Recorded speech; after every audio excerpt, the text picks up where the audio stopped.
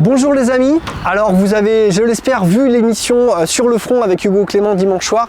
Si c'est pas le cas, allez-y, elle est encore disponible en replay.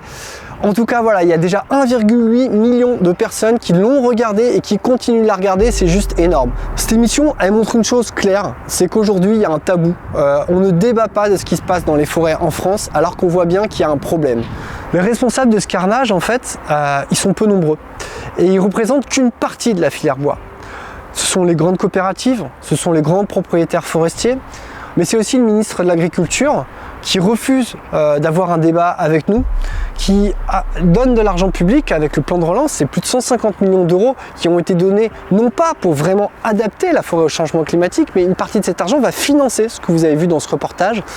Et ça, on va continuer à le dénoncer. Nous, on est là pour faire bouger les choses. Suite à l'émission, on a reçu de nombreux coups de fil de scieurs justement, de propriétaires forestiers, de gestionnaires forestiers qui nous ont dit « on est d'accord avec vous, c'est plus possible de continuer comme ça, il faut mettre fin à ça » et aujourd'hui ces gens-là, ils ne sont pas représentés.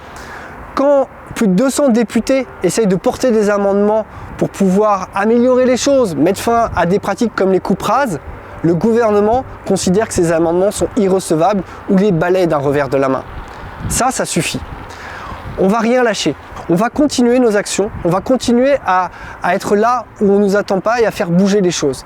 Et pour ça, on a besoin de vous. On a besoin de vous parce qu'il nous faut des militants sur le terrain. On a besoin de vous parce qu'on a besoin de vos talents pour pouvoir nous aider à faire des vidéos, des photos de qualité. Alors comment vous pouvez faire pour nous aider? C'est simple, c'est faire un don. Un don ponctuel, mais le mieux, le top du top, c'est de nous aider régulièrement, tous les mois, avec un petit don, 5 euros, 10 euros. C'est cette continuité en fait qui va nous permettre de tenir sur la durée. Et c'est ça qui joue. C'est une vraie course contre la montre aujourd'hui, entre d'un côté le lobby de la filière bois et nous, et de nombreux citoyens partout en France qui résistent.